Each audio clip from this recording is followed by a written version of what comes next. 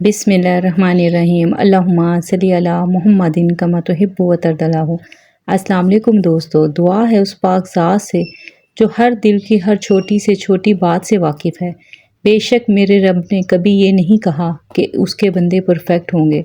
उसने कहा कि आदम की औलाद में से सब गुनाह करेंगे और उनमें से बेहतरीन वो होंगे जो अपने गुनाह पे तौबा करने वाले होंगे। ए अल्लाह पाक, ए माफ़ करने को पसंद करने वाले प्यारे रब, हम तुझसे अपने गुनाह की माफ़ी मांगते हैं, तौबा करते हैं। हमारी तौबा को कबूल फरमा, हमें अपने बेहतरीन बंदों में शामिल फरमा। ए अल्लाह पाक, इस दुआ में जो भी शामिल हैं जिन्होंने दुआ के लिए कहा, जो कहने वाले हैं या अभी तक नहीं कहा, इन सब पर अपनी ख़ास रहमत नाजिल फरमा। इनके दिलों को सुकून और कुर्बानी के लिए रिस्क में वसअत अता फरमा। उनके जिस्मो जान को सेहत और इनके ईमान को पुख्तगी अता फरमा। ए मेरे रब, तू इन सब के हाल से वाकिफ़ है। हर एक की हाजत को पूरी फरमा। हर घर में खुशियाँ बिखेर दे। हर घर में ईद मनाई जाए। अल्लाह, कोई भी किसी चीज़ के लिए न तरसे। बेशक मेरे रब, तू हर चीज़ पे कादिर है, सबके दिलों की फरियाद सुनने वाला है। हमारी दुआ को कबूल और मंजूर फरमा। आमीन या रब्बल आलमीन। आज की रेसिपी जो मैं शेयर कर रही हूँ आपसे, वो ईद के हवाले से है। या ईद पे इतना काम होता है जिसमें आपको ऐसी शॉर्ट रेसिपीज़ चाहिए होती हैं जो आप बना लें, और ये मैं आपको दे रही हूँ शॉर्ट तरीके से बनाएंगे और बहुत ही मज़ेदार है, बहुत ही आसान है। आप इसको देखिए, सबसे इसमें छोटी छोटी सी टिप्स मैं आपसे शेयर करूँगी जो आपने लाजमी फॉलो करनी है, जिससे आपका जो है ना बहुत ही मज़ेदार किस्म का यखनी पुलाव बनेगा। ये देखिए, मैंने 3 पाव गोश्त लिया चर्बी के साथ। ये सारे मसाले मैंने मेंशन कर दिए हैं। इसमें सौंफ है, साबुत धनिया है, सब्ज़ इलायची है, बड़ी इलायची है, दालचीनी है, बादियान के फूल हैं, काली मिर्च है, ज़ीरा है और जायफल जावित्री है। आप ये जो मैं आपको क्वांटिटी बता रही हूँ, 3 पाव मैंने जो लिया है वो बीफ का गोश्त लिया है। आप इसको मटन में भी बना सकते हैं, लेकिन आपने इसमें ये नोटिस रखना है, ये ध्यान रखना है कि आपका जो गोश्त है वो चर्बी वाला हो। इसमें प्याज जाएगी, अदरक का टुकड़ा जाएगा और इसमें हरी मिर्चें जाएंगी। हम बना रहे हैं यखनी पुलाव, तो आपके पता है कि ये सब चीज़ें इसमें होना ज़रूरी है, जिससे इसमें अच्छा निकल के फ्लेवर आएगा। और चर्बी, जब आप देखें, जो बाज़ार से आप जो भी चीज़ लेते हैं ना, हम होम शेफ़ भी जो बनाते हैं, बीफ की कोई भी चीज़ होती है वो उसकी अपनी चर्बी में बने तो ज़्यादा मज़ेदार होती है। इसमें मैंने अभी फ़िलहाल 1 टेबलस्पून नमक डाला है। अदरक हम डाल चुके थे, इसलिए मैंने पेस्ट इसमें सिर्फ लहसुन का डाला है। अगर आपके पास लहसुन अदरक का पेस्ट हो तो आप वो डाल लें, अगर आपके पास लहसुन भी साबुत है तो आप वो डाल लें। और पानी मैं जिसमें डाल रही हूँ वो मैं इस क्वांटिटी से डाल रही हूँ कि पानी मैंने जैसे कि लिए हैं चावल 1 किलो, तो उसमें डबल पानी जाएगा। उसमें से मैं 2 कप एक्स्ट्रा डाल रही हूँ, ताकि जब हम इसकी यखनी बनाएं तो जो पानी सूखे, हमारे पास यखनी जो है ना वो सारी प्रॉपर, जो चावलों में हमें मज़ीद पानी ना डालना पड़े, हम यखनी का ही इस्तेमाल करें। अब ये देखें, मैं इसको कुकर में चढ़ा रही हूँ। कुकर में इसको मैं 30 मिनट लगाऊंगी। अगर आप घर में बना रहे हैं पतीले में, क्योंकि जब वो ज़्यादा क्वांटिटी में बनाते हैं हम ईद पर, तो हम पतीलों का इस्तेमाल करते हैं, कुकर का इस्तेमाल नहीं करते।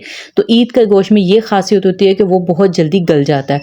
तो आपने इसको बहुत क्वांटिटी में भी, आप 3-4 किलो का भी बनाना चाहें तो आप पतीले में बनाएं, प्रेशर देने की ज़रूरत नहीं है, वो भी आपका 1 से 1.5 घंटे में गल जाएगा। ठीक है, अब आप ये देख लें, इस पर चिकना आप देख रहे हैं कैसे आ गया। यखनी मैंने 30 मिनट की है, और उसके बाद ये जो हमारे गोश्त के ऊपर था चिकना, वही उसी से ये चिकना आ गया है इसके ऊपर, और इससे बहुत मज़ेदार टेस्ट आएगा। जो आर्टिफिशियल हम ऑयल या घी इस्तेमाल करते हैं उसकी निस्बत हम जब इसमें मज़ीद ये गोश्त का अपना चिकनाहट भी शामिल कर लेते हैं तो बहुत ही मज़ेदार बनता है।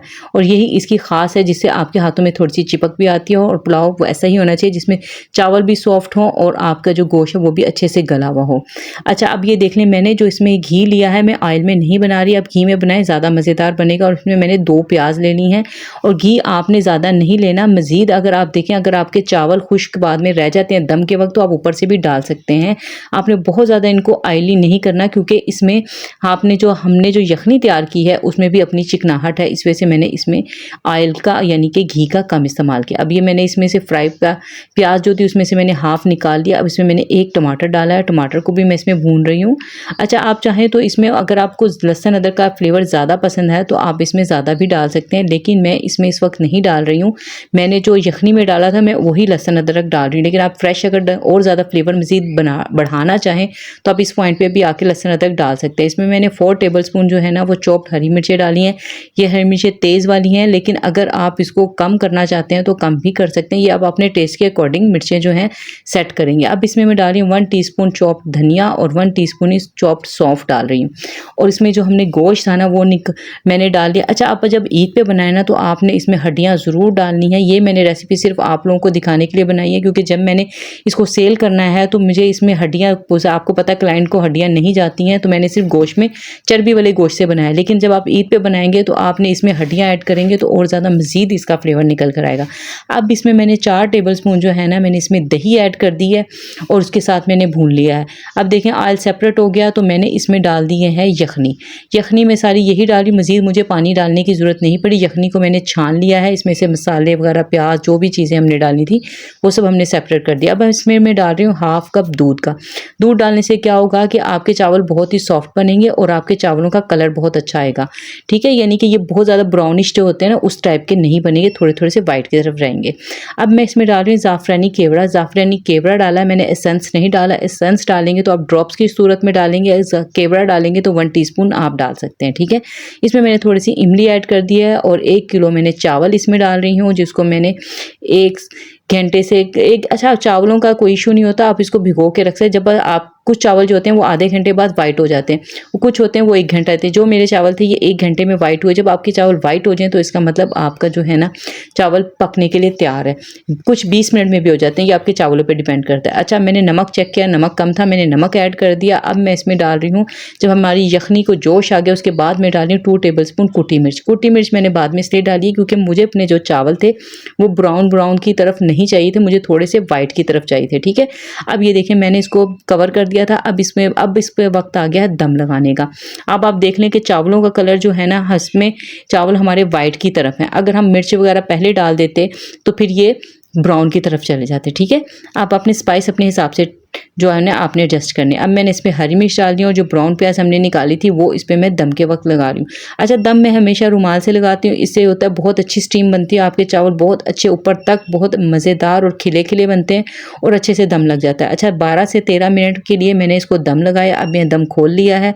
अच्छा, दम अगर आपके छोटा पतीला तो आप तवे पर लगा सकते हैं, लेकिन अगर बड़ा पतीला जैसे आप ईद पे बना रहे हैं तो फिर आप आँच का आपने बहुत ख्याल रखना है, क्योंकि चावल जब बड़े पतीले में हम बनाते हैं तो नीचे से लगने का बहुत खतरा होता है, तो ये आपने ध्यान रखना है। पहले आपने थोड़ी सी फ्लेम रखनी, मीडियम रखनी है, फिर उसके बाद लो करनी है। ठीक है, अब ये देख लें चावल हमारा खिला खिला है। ये जो गोश्त है वो भी मैं आपको दिखा रही हूँ, बहुत गर्म था इसलिए मैं आपको चम्मच से तोड़ के दिखा रही हूँ। अच्छा, बीफ जो पुलाव बनाए, मटन पुलाव बनाए, रेसिपी सेम होगी और इसका टेस्ट बहुत अच्छा है। हमने इसमें रेड मिर्च का इस्तेमाल नहीं करना, हमने इसमें हरी मिर्च और कुटी मिर्च से इसका फ्लेवर लेकर आना है, क्योंकि बहुत फीका फीका सा पुलाव भी अच्छा नहीं लगता।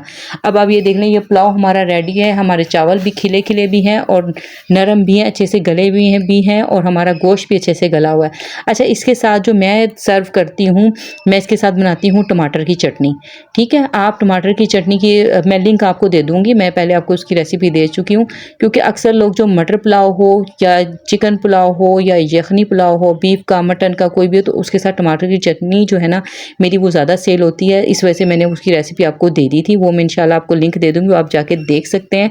अब आप ये देख लें, जब आपने सर्व करना है तो आप इस पे ब्राउन प्याज जो है वो थोड़ी सी गार्निश कर सकते हैं, थोड़ा सा हरा धनिया भी डाल सकते हैं, इससे आपकी लुक जो है ना बहुत ज़बरदस्त आ जाएगी अगर आप मेहमानों को दे रहे हैं तब भी। और अगर आप इसको डिलीवर करते हैं, आप अपनी सेल करते हैं तो तब तो आपने ये लाजमी बात है कि आपने इसको गार्निश लाजमी करना है, इससे आपका क्लाइंट बहुत खुश होता है और आपको रिस्पॉन्स बहुत अच्छा मिलता है। उम्मीद है रेसिपी आपको पसंद आई होगी। आपके प्यारे प्यारे कमेंट्स का, आपके फीडबैक का, आपने जो मेरी दुआओं को कहा है कि आपके काम बने, मुझे यकीन माने बहुत खुशी होती है। और अगर मेरी एक रेसिपी से भी किसी को कोई फ़ायदा हो जाता है तो मैं अल्लाह का बहुत शुक्र अदा करती हूँ कि मेरी वजह से किसी को फ़ायदा हुआ है। आप भी वीडियो को शेयर करें ताकि किसी का भला हो। मिलते हैं नेक्स्ट वीडियो में, अपना बहुत ज़्यादा ख्याल रखिएगा। अल्लाह हाफिज़।